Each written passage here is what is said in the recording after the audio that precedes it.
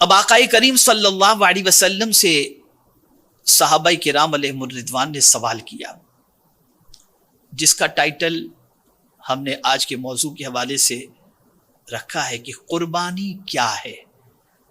یہ ٹائٹل در حقیقت صحابہ کا سوال جو تھا، اسی سوال کو سامنے رکھ کر کہ صحابہ کرام علیہم الرضوان نے رسول رحمت صلی اللہ علیہ وسلم سے سوال کیا۔ حضرت زید ابن ارقم رضی اللہ تعالی عنہ سے روایت ہے کہ نبی کریم صلی اللہ علیہ وسلم کے اصحاب نے عرض کیا، یا رسول اللہ ما هذه الاضاحی صلی اللہ علیہ وسلم،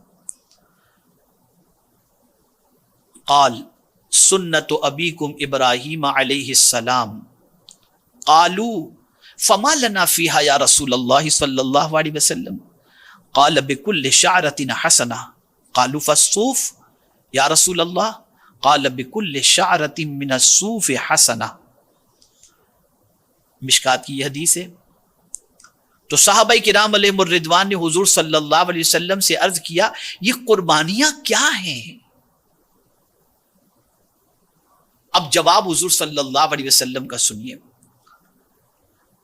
آقا کریم صلی اللہ علیہ وسلم نے جواب میں ارشاد فرمایا، تمہارے باپ حضرت ابراہیم علیہ السلام کی سنت ہے۔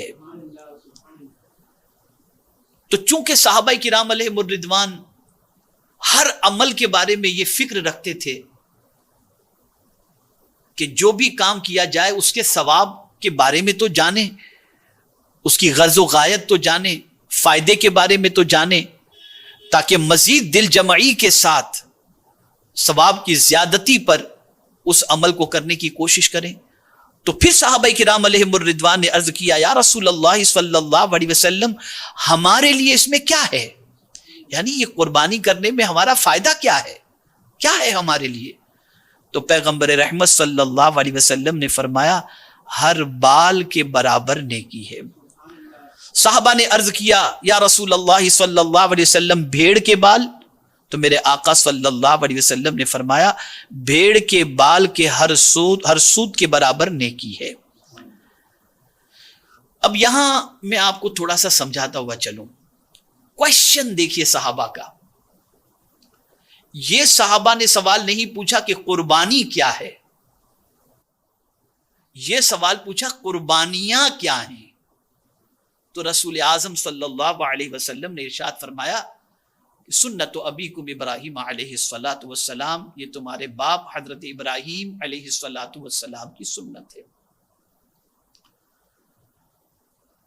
اس لیے کہ حضرت ابراہیم علیہ السلام کی ذات بابرکت کا اگر ان کی حیات طیبہ کا اگر مطالعہ کیا جائے تو ان کی پوری زندگی قربانی سے بھری ہوئی ہے۔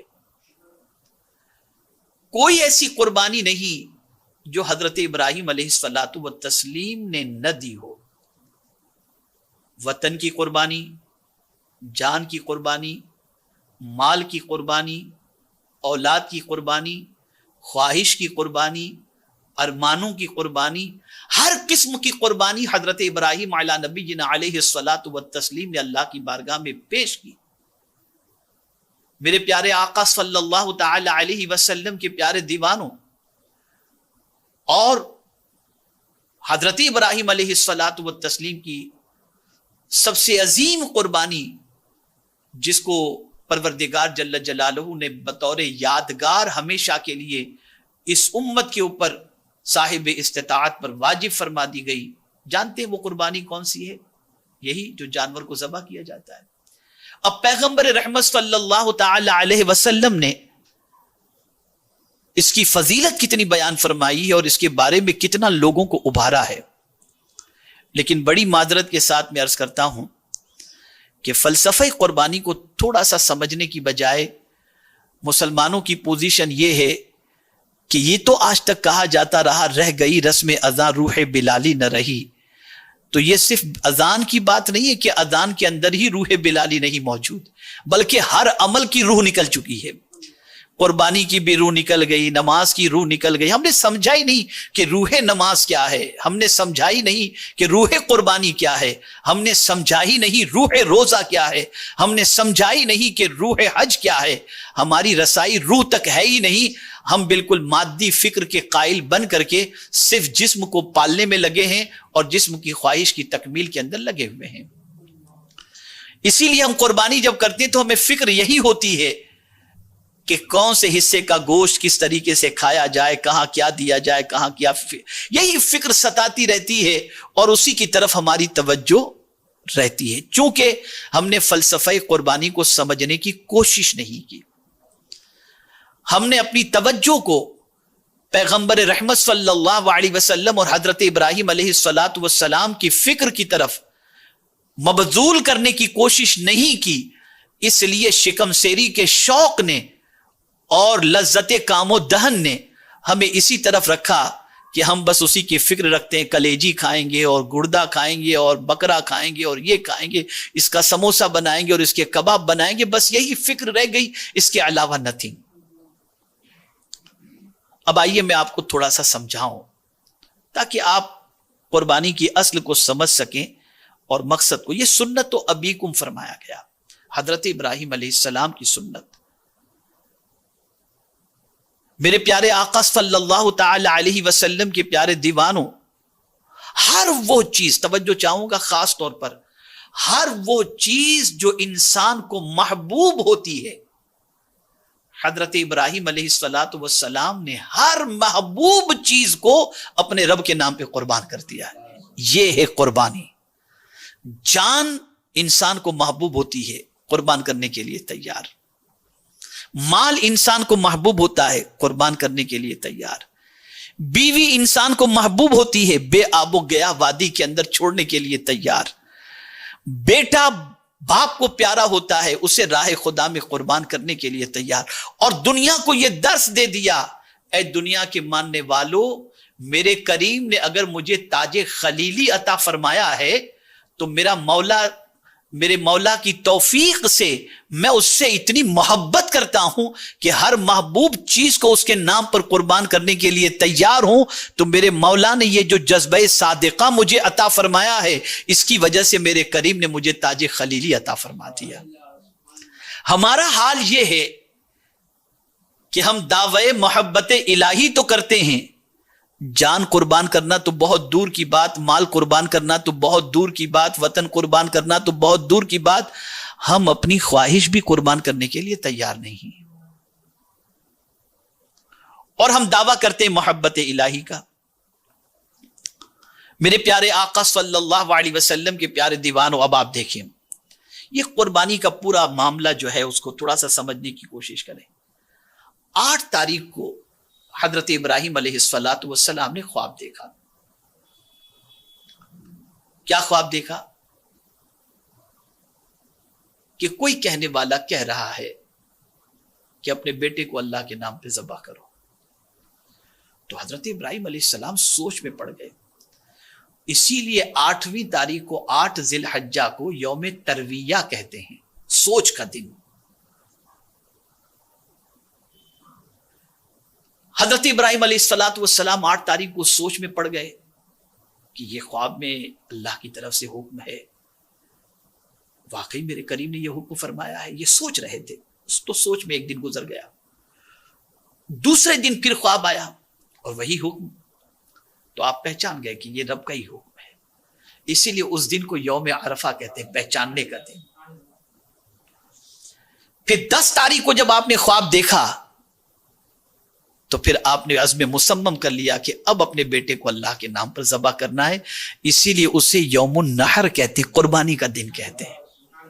اسی لیے قربانی کا دن کہتے ہیں. قرآن نے اس کو مینشن کیا، انی ارا فی المنام انی اذبحک فانظر ماذا ترى.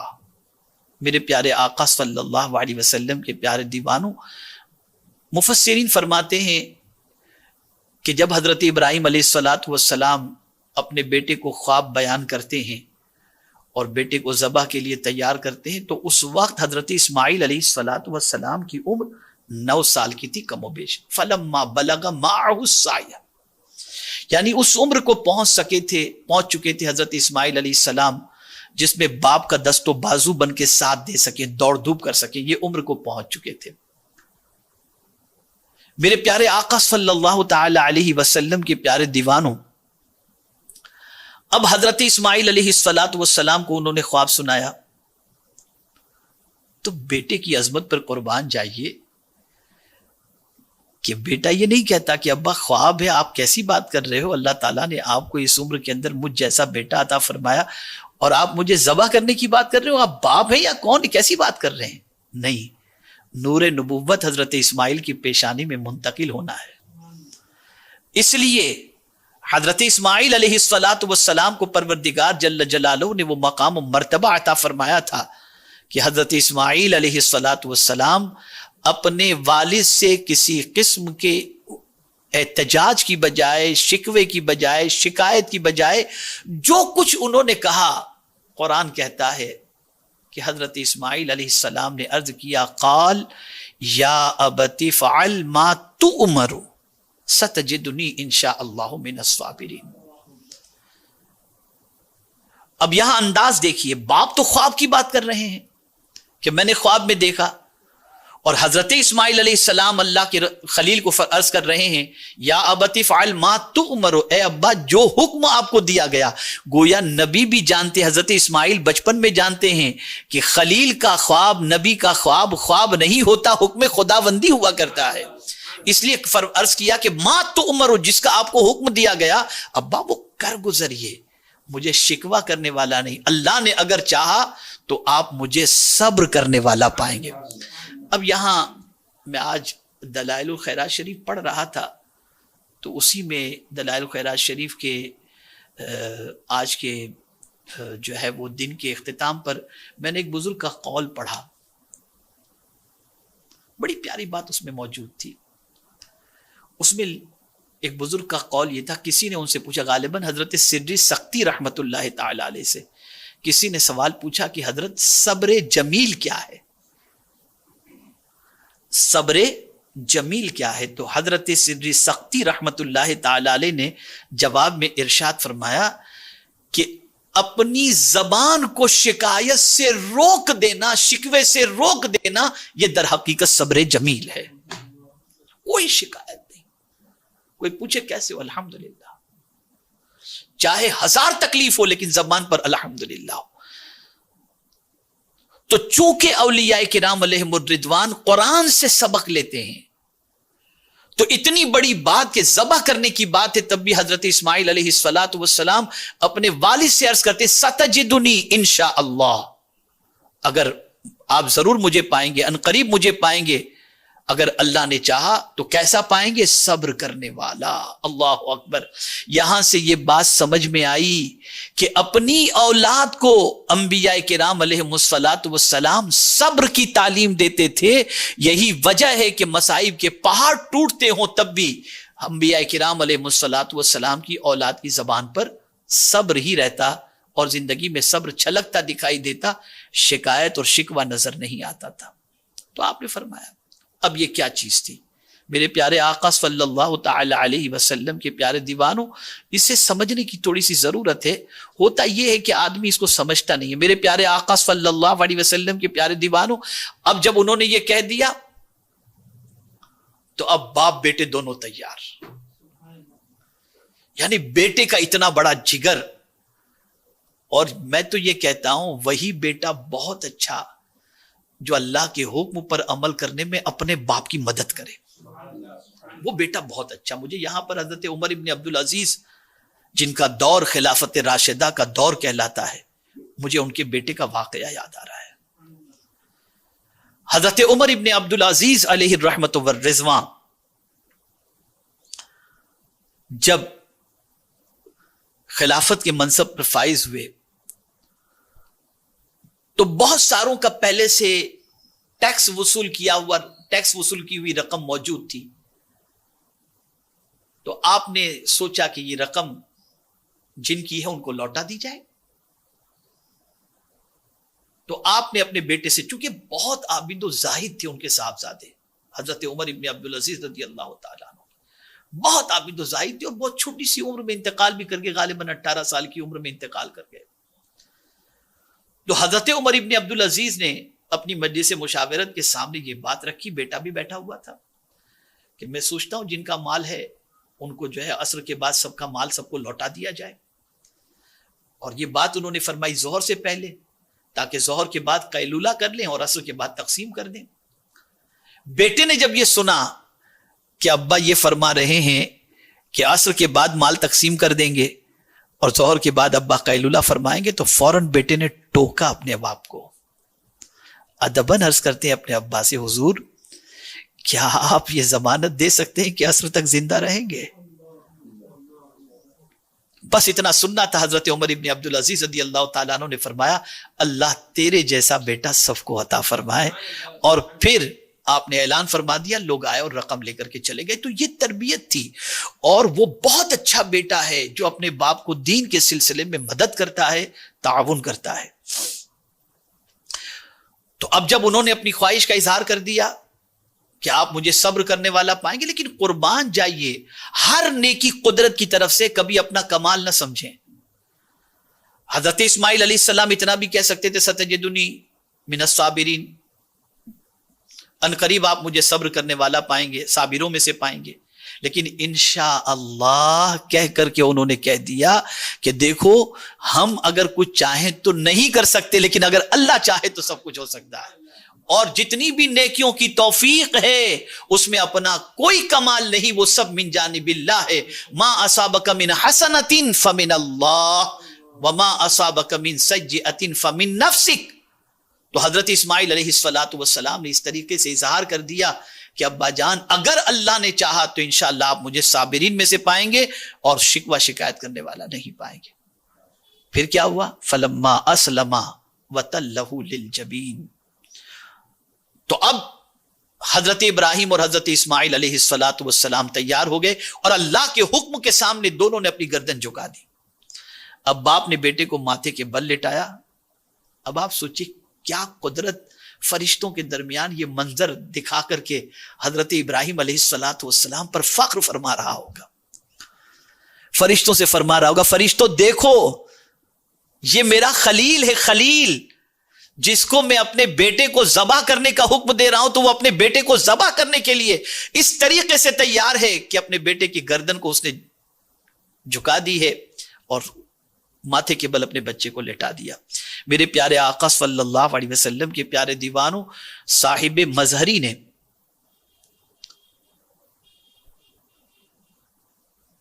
اس واقعے کے حوالے سے لکھا ہے کہ یہ واقعہ مینا میں صخرہ کے پاس ہوا جب ابراہیم علیہ السلام نے حضرت اسماعیل علیہ السلام کو لٹا دیا. اب جب حضرت اسماعیل علیہ السلام کو لٹا دیا تو حضرت اسماعیل علیہ السلام نے کیا عرض کیا؟ صاحب تفسیر مظہری نے، قاضی ثناء اللہ پانی پتی رحمت اللہ تعالی علیہ نے فلما اسلما وتلہ للجبین، اس کی تفسیر کے اندر لکھا ہے کہ حضرت اسماعیل علیہ السلام نے اپنے ابا سے عرض کیا ابا آنکھ پہ پٹی باندھ لینا، مجھے کس کے باندھ دو رسی سے. آپ ذرا سوچو تو صحیح، کتنا فرما بردار بیٹا اور رب کے نام پر قربان ہونے کے لیے کتنا جو ہے جذبہ ایثار کے جذبے کے ساتھ اس بیٹے کی عظمت پر قربان جائیے جو صبر کا پیکر بن کر اپنی جان بارگاہ سمدیت میں پیش کرنے کے لیے تیار ہے. اور کہہ رہا ہے کہ اپنی آنکھوں پہ پٹی باندھ لینا، اور کہہ رہا ہے اپنے باپ کو کہ رسی سے میرے ہاتھ پیر کو باندھ دینا.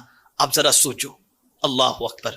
میرے پیارے آقا صلی اللہ علیہ وسلم کے پیارے دیوانوں، حضرت ابراہیم علیہ السلام بھی تیار. اب جب حضرت ابراہیم علیہ السلام اپنے لخت جگر کی گردن پر چھری چلاتے ہیں تو آپ اندازہ لگائیے ایک قدرت کا کرشمہ ظاہر ہوتا ہے اور ایک فکر ہمیں دی جاتی ہے کہ یقیناً چھری کا کام کاٹنا ضرور ہے، لیکن چھری اسی وقت مؤثر ہوتی ہے اور کاٹنے کی قوت اپنے اندر رکھتی ہے جب اللہ اسے حکم دے، ورنہ کاٹنے کی طاقت کے باوجود اگر اللہ نہ چاہے تو چھری کاٹ نہیں سکتی. ایسے ہی آگ کا کام جلانا ہے، لیکن مولا اگر نہ چاہے تو آگ بھی باغ کے اندر تبدیل ہو جائے، اس لیے کہ یہ سب کچھ اللہ کے دست قدرت میں ہے اور مولا جس کے لیے جو حکم فرما دے تاثیر بھی بدل جاتی ہے، اور پروردگار جل جلالہ جو ہے جو حکم فرماتا ہے اس کے وہ تابع ہیں۔ اب جب یہ سارا معاملہ ہوا تو حضرت ابراہیم علیہ السلام نے دیکھا آواز آ رہی ہے، اور اوپر سے پھر ایک مینڈھا لے کر کے حضرت جبریل امین علیہ الصلاۃ والتسلیم تشریف لائے، اور حضرت اسماعیل علیہ السلام کی جگہ پر اس دمبے کو لٹا دیا گیا، اور اس کے بعد اسے ذبح کر دیا گیا۔ اب قدرت نے جو کہا اور ارشاد فرمایا اسے سمجھیں۔ اللہ ارشاد فرماتا ہے وَنَادَيْنَاهُ أَن يَا إِبْرَاهِيمُ، اور ہم نے اسے ندا فرمائی کہ اے ابراہیم قد صدقت الرؤیا، بے شک تو نے خواب سچ کر دکھایا، انا کذالک نجزی المحسنین، ہم ایسا ہی صلہ دیتے ہیں نیکوں کو۔ بہت سمجھنے کی بات ہے، یہ ایک تقدیر کے مسئلے پر اور فیصلے الہی پر راضی رہنے کے مسئلے کو یہ آیہ کریمہ اجاگر کر رہی ہے، اور یہ حضرت ابراہیم علیہ السلام کے واقعے سے یہ بات ہمیں سمجھ میں آ رہی ہے۔ حضرت ابراہیم علیہ السلام کو خواب میں حکم دیا گیا، تو اس وقت تقدیر پر جو ایمان تھا حضرت ابراہیم علیہ السلام کا، اور قضاء الہی پر راضی رہنے کا جو جذبہ تھا، اسی جذبے کے تحت ایک شکایت بھی اپنے رب سے نہیں کہ مولا تو نے بڑھاپے میں مجھے بیٹا دیا اور اب اس کو ذبح کرنے کا حکم دیتا ہے، نہیں، فیصلے الہی پر راضی۔ بہت اہم بات عرض کرنے جا رہا ہوں، فیصلے الہی پر راضی۔ پھر پروردگار جل جلالہ کی راہ کے اندر وہ ذبح کرنے کے لیے تیار بھی ہو گئے، حکم آیا اور اس پر تیار ہیں، اور یہ بھی اللہ کی رضا پر راضی رہتے ہوئے یہ عمل کر رہے ہیں۔ تو مولا نے بتا دیا میرے فیصلے پر راضی رہنے والے بندے میں کبھی تجھے محروم نہیں کر سکتا۔ یہ قرآن نے جو کہا انا کذالک نجزی المحسنین، تو جو مجھ سے راضی رہتا ہے میں اس کی خوشی کو پوری کر دیا کرتا ہوں، میں اس کی رضا کو پوری کر دیا کرتا ہوں۔ جو بندہ میری رضا کا خیال کرے میں اس کی رضا کو پوری کر دیا کرتا ہوں۔ تجھے بیٹے کی تمنا تھی، دعا تو نے کی تھی، اور پھر میں نے حکم دیا تو تیری دعائیں پوری کرنے کے بعد تجھے بیٹا بھی دیا، اور تجھے حکم دیا بیٹے کو ذبح کرنے کے لیے، تو تو بیٹا ذبح کرنے کے لیے میری خوشی کے لیے تیار ہو گیا۔ تو اب میرے بندے ابراہیم میں بھی تیری خوشی کو فوقیت دیتا ہوں، اور اس جگہ پر میں دمبا بھیج کر تیری قربانی کو قبول کر کے تیرے اس بیٹے کو اس عمر تک پہنچاؤں گا جس عمر تک تیرا بیٹا پہنچنے کے بعد میرا آخری نبی تیرے بیٹے کی پشت سے ظاہر ہوگا اور اس کی نسل کے اندر ہوگا۔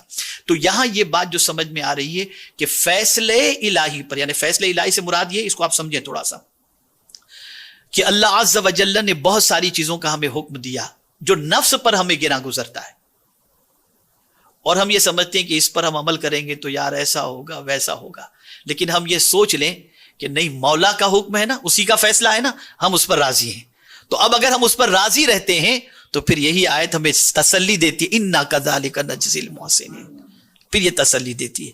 تو میرے پیارے آقا صلی اللہ تعالی علیہ وسلم کے پیارے دیوانوں، حضرت ابراہیم علیہ الصلاۃ والتسلیم نے اس طریقے سے اپنے بیٹے کی قربانی کے لیے آمادگی فرمائی، اور اللہ کی بارگاہ کے اندر انہوں نے یہ نذرانہ پیش کیا۔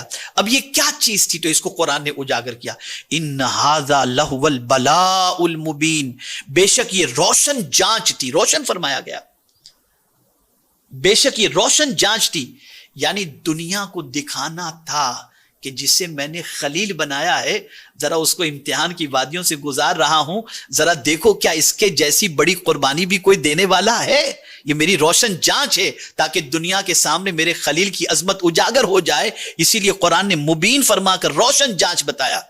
اور پروردگار جل جلالہ کی بارگاہ میں ہم ہمیشہ عرض کرتے ہیں ایاک نعبد و ایاک نستعین، ہم تیری ہی عبادت کرتے ہیں، تجھی سے مدد مانگتے ہیں۔ یہ دعویٰ محض دعویٰ نہیں، اللہ کی بارگاہ میں حضرت ابراہیم علیہ السلام نے پروف کر دیا کہ مولا ہم تیری ہی عبادت کرتے ہیں اور تجھی سے مدد مانگتے ہیں، یعنی تو نے ہماری جانچ کا یہ اہتمام کیا ہے، ہم تیری جانچ میں انشاءاللہ العظیم پورے اتریں گے۔ میرے پیارے آقا صلی اللہ تعالی علیہ وسلم کے پیارے دیوانوں، اب قربانی کے حوالے سے رسول اعظم صلی اللہ علیہ وسلم کے ارشادات کو سماعت فرمایا اور اس کی عظمت کو۔ اب یہاں یہ بات ذہن میں رہے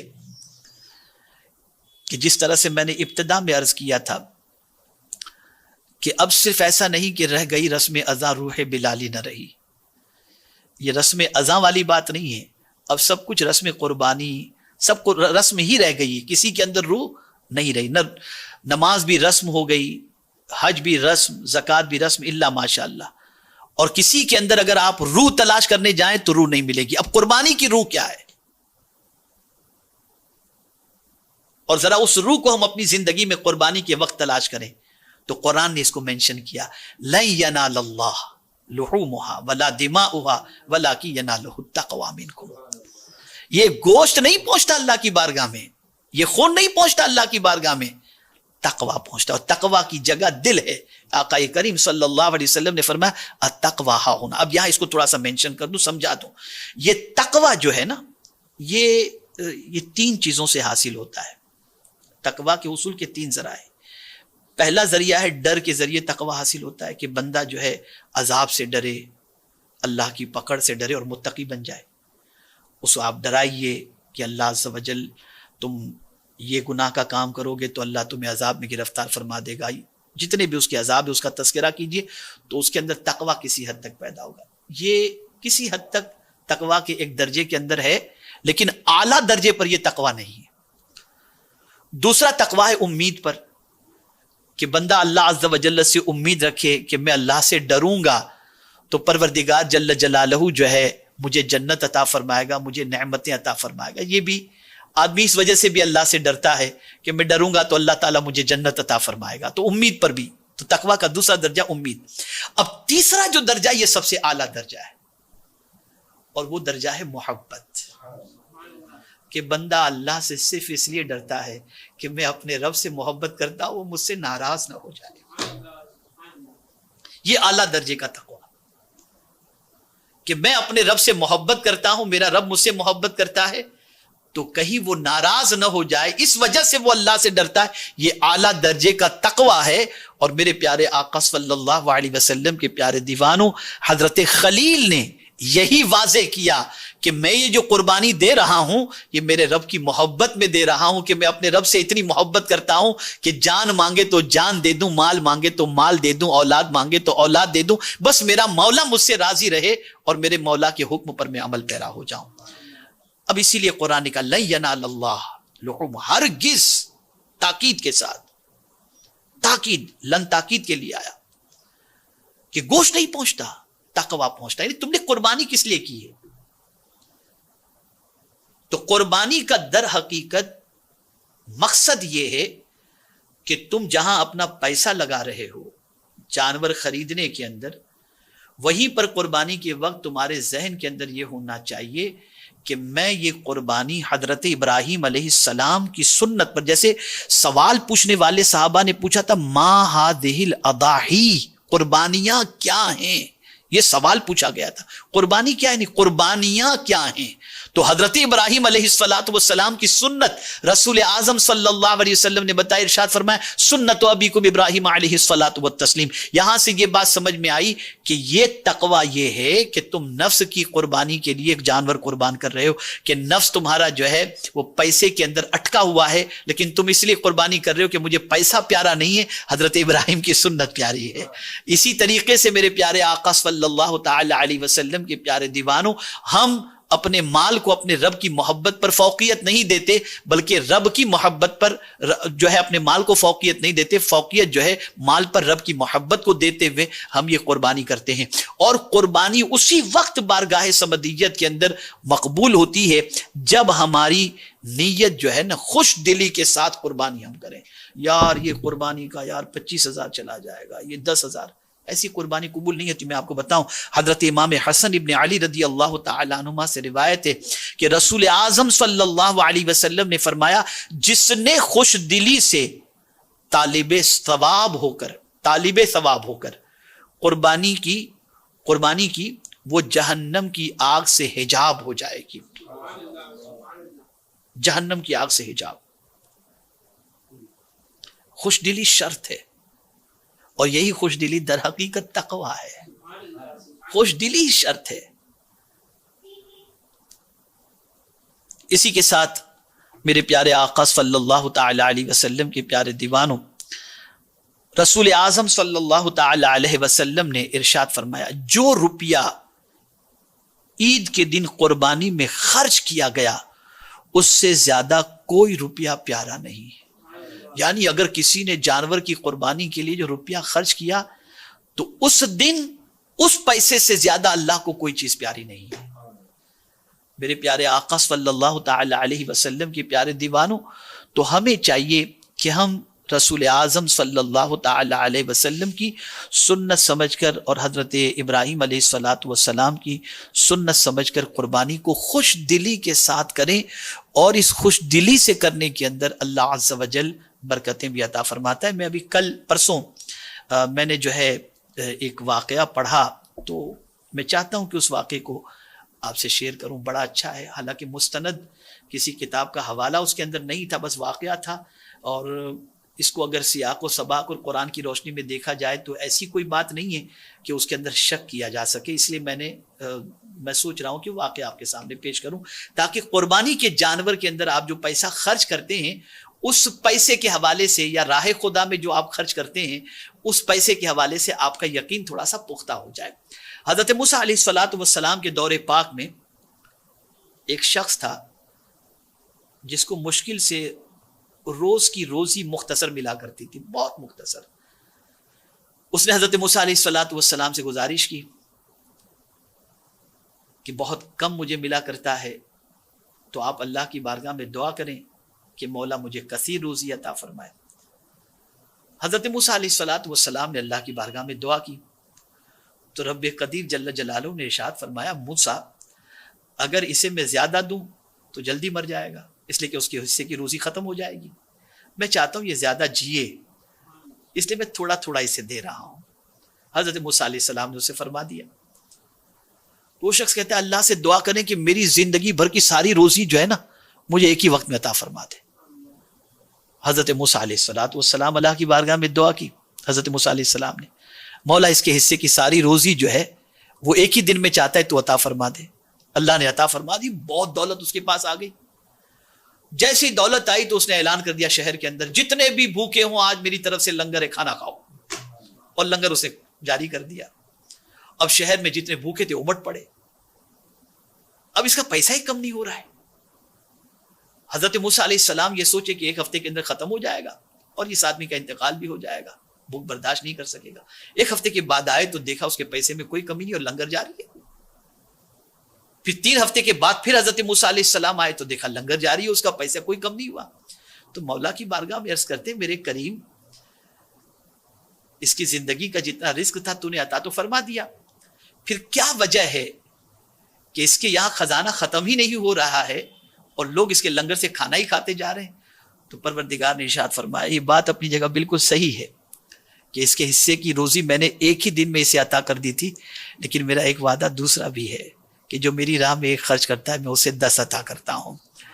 تو یہ بندہ بھوکوں کو جو کھانا کھلا رہا ہے نا، تو اس کے عوض کے اندر میں اسے 10 گنا عطا کرتا ہی جا رہا ہوں، اور اس وجہ سے اس کے خزانے میں کوئی کمی نہیں ہو رہی، اس کا سلسلہ جاری ہے. تو اسی طریقے سے ہم اگر فربا جانور، اچھا جانور اللہ کی رضا کے لیے خرید کر اس میں پیسہ خرچ کرتے ہیں، یہ نہ سمجھے کہ کم ہوگا، بلکہ یقیناً یقیناً یقیناً یقیناً میرا مولا اس کا 10 گنا عطا فرمائے گا. شرط یہ ہے کہ گوشت کھانے کی نیت سے قربانی نہیں، سنت ابراہیم سمجھ کر کے قربانی کریں، اور تقوی اللہ کی بارگاہ میں پہنچتا ہے اس